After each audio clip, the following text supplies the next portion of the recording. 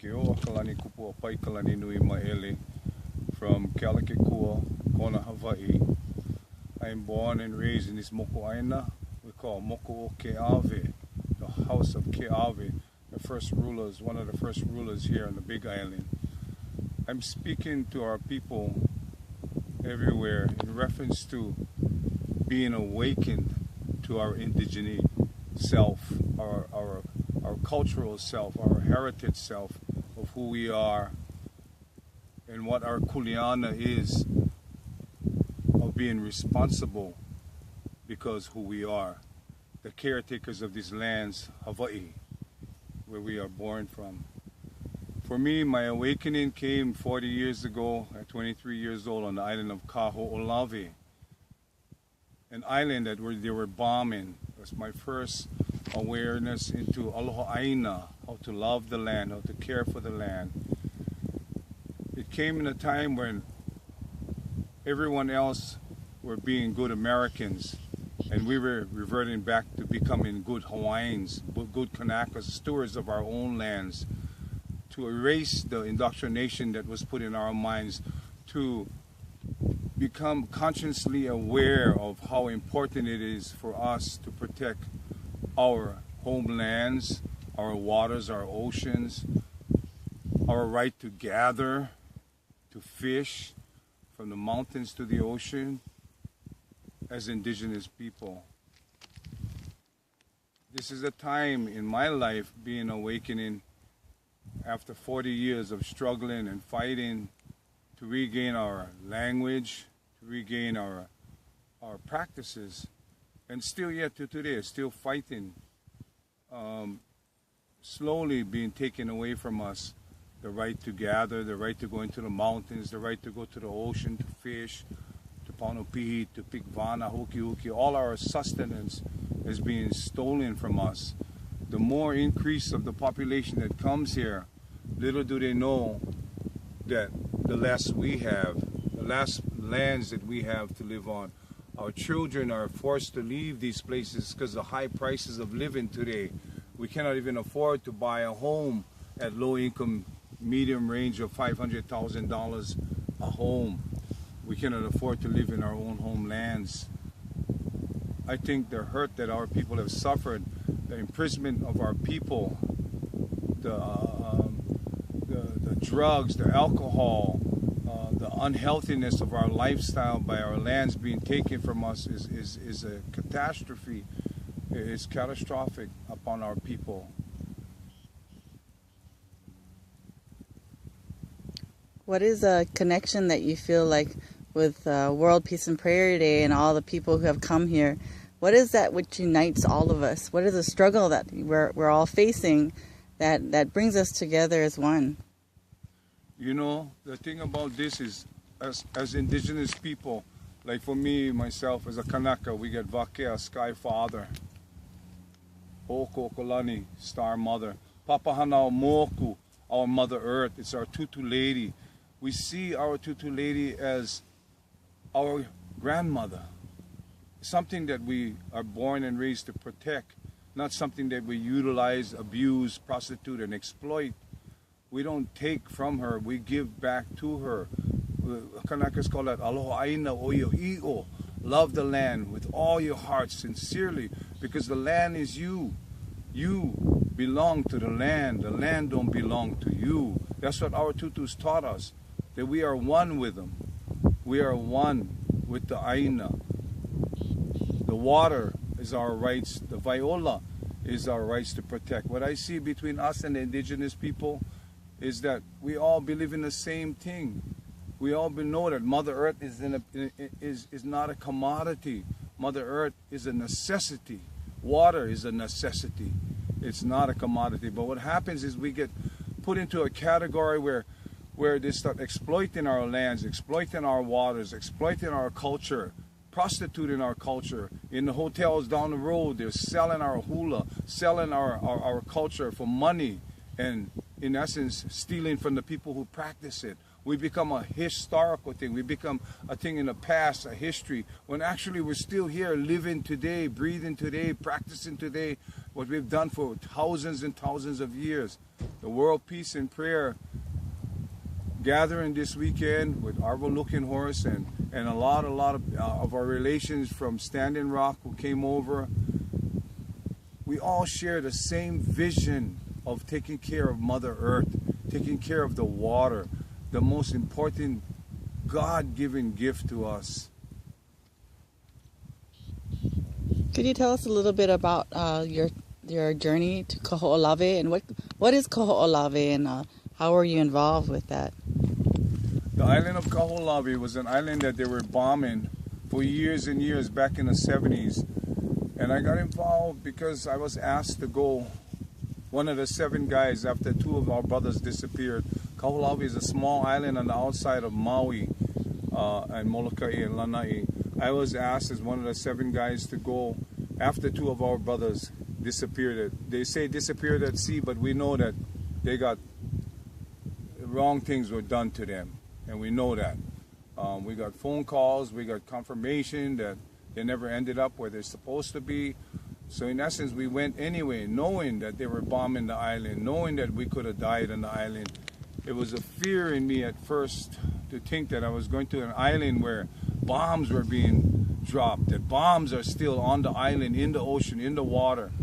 You know, what happened is we got taken out into boats, 3 different kind of boats, and it was like decoy boats going into the 3 different directions because the Coast Guard was chasing us around the island to confiscate the boats. There were helicopters following us around.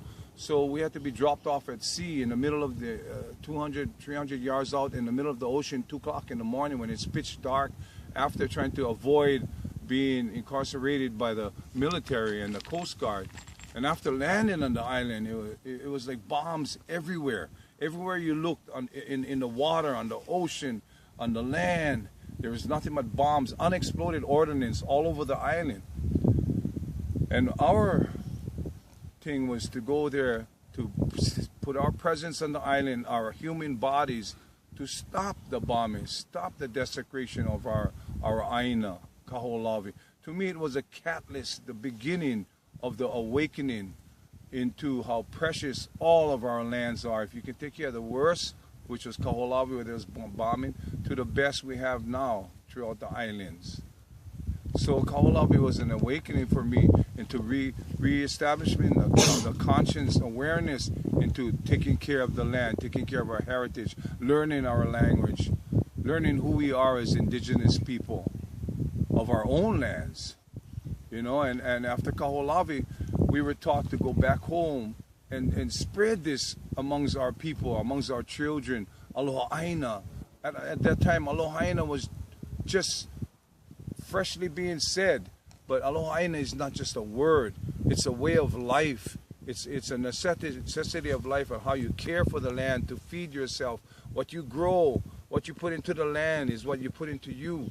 What you nourish and water and take care of is what takes care of you. You become one.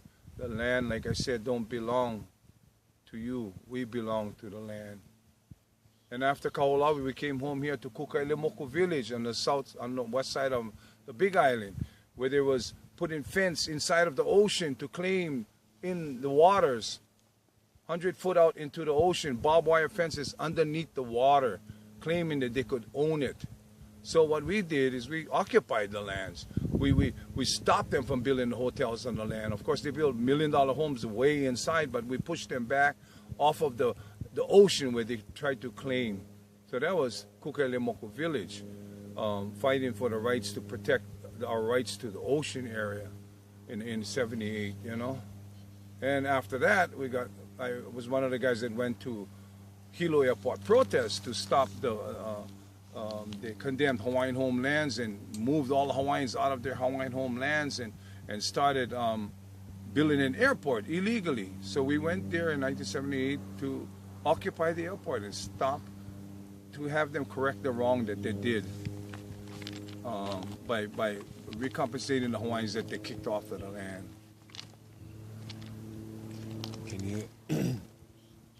Can you speak a little bit about when you got arrested? Okay, when I got arrested on Kaho'olawe, you know, I gotta say about a spiritual thing that happened to me first when we landed on the island and we walked on the island. You could feel the sacredness of the island. You could feel the pain of the island being called, like she was calling to us to come and help to stop it. But there was an instance where I went up on the edge of a cliff, and a spirit just told me to back off, move back. And when I moved back a little bit like this, the whole hillside just collapsed at that very moment. To me, that was a spiritual Hawaiian, the Kanakas call that. Like a spirit was talking to me to tell me to move back.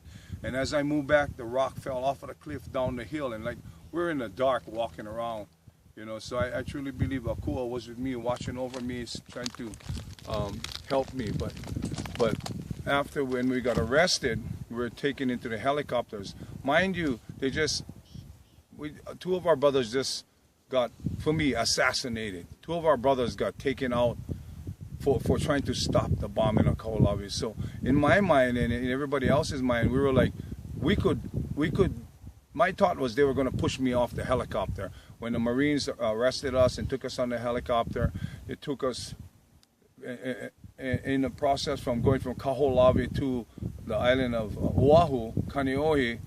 I was thinking, God, these guys going to push us off of the helicopters, you know, because this just happened to two of our brothers. We didn't know who did it, you know, but they didn't. And when we landed in Kaneohe, they were like coming off of their plane. There's like footage and news reporters that ran there to take pictures of us guys getting off the island, the Kanakas that invaded the island of Kaho'olawe. And so when we got off the island, there were like thousands of people, Kanakas, all different types of people on the fence line, just waiting to climb over the fence line to come to us, to touch us, to say, we love you, to thank us.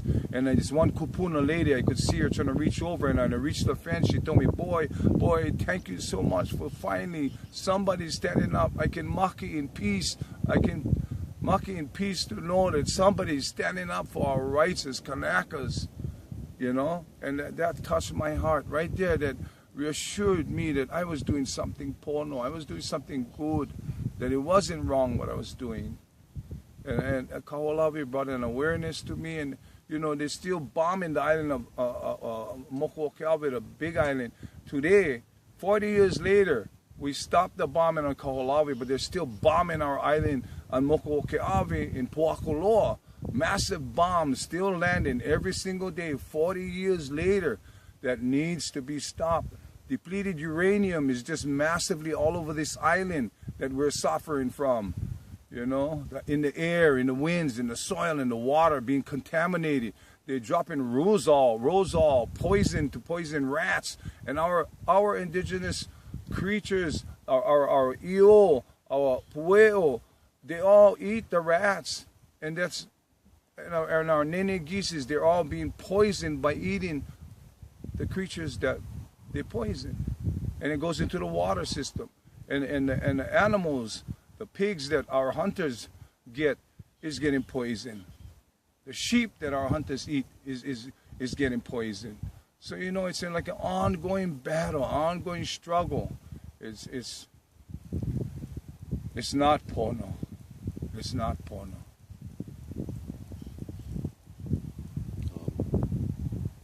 Is there anything you want? A lot of people come here, and one of the guys I was talking to the other day, he talked about how they were flying their Hawaiian flag upside down, and so tourists came over and said, "Hey, your flag's wrong." He said, "No, it's not." He said, "Yeah, it's upside down. That means you're in distress." He said, "Yeah," and he started educating them on how this is an illegal occupation. Well, you know, for me, that understanding came from Uncle Gail Pregine back in the 70s. Also, we huli our flag because of the illegal overthrow, the annexation of our queen in 1893, the illegal overthrow that happened, the imprisonment of our queen Liliuokalani, that got put in prison, that got shackled, that got, you know, and there was a Kue petition that came out against the annexation of the Kingdom of Hawaii, and yet America still went through with a so-called phony joint resolution to try to solve the problem. The Newlands Resolution cannot attain a sovereign kingdom. So our queen wrote and fought against that. We had 38,000 Hawaiians at that time signing a petition against the illegal annexation of the Hawaiian Islands. So our flag is wholly upside down in acknowledging that we are a nation in distress. We are a nation illegally occupied, illegal overthrown by the largest country in the world. That we had already treaties with 90 countries all over the world. It's just that America will not recognize the wrong that they have been committing till today. They still do not acknowledge it. They gave us an apology bill in 1993 apologizing for the wrongdoing. President Clinton signed a bill, 103, to say and apologize to us, but the apologies did nothing. It's just a word of mouth. They didn't say, okay, we will start this, we will do this, we will compensate this, we'll right the wrong. They just said sorry and walked away and let it. And now we're still suffering the consequences of it.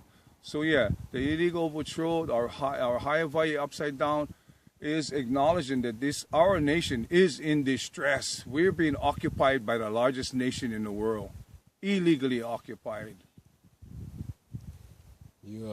Whenever I came here, you guys taught me a lot about how to treat guests, and what people are teaching me, I still don't understand it, but Aloha, they're teaching the love. And what I thought was, you guys have a lot of love to give. When visitors come to the Kingdom of Hawaii, you got a lot of love that you want to show them.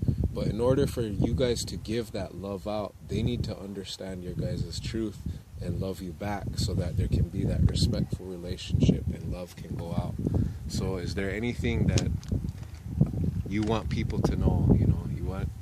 I see the love that you guys want to give, but it's hard whenever everything's taking away from you and continuing to this day. So anything you want to say to them about that? I was taught by my tutus and kupunas, Aloha. Aloha is not just a word, it's a way of life. It comes from inside your heart. Aloha is not just goodbye and hello, what they taught us in the tourist world, what they teach in the tourist world. People come from all over the world here to our Hawaii, and all we give them is aloha and love. The world needs to learn how to give back a little love to the people of love, the people of Aloha, these islands, our moku'ainas here.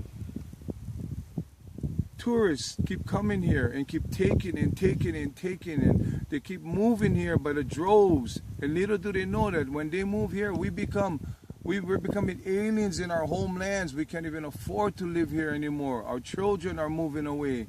The aloha that we've given people is not being reciprocated. They're not giving them back to us. They come in here with their attitudes. They come in here with the take, buy attitude. And that puts us in a place of alienation. We cannot survive in our own homelands anymore because of this stealing of our aloha and not giving them back to us. The world has to give back aloha where aloha is given. Mahalo ke akua, first of all. Nau ma akua mai kala hiki a kala kau.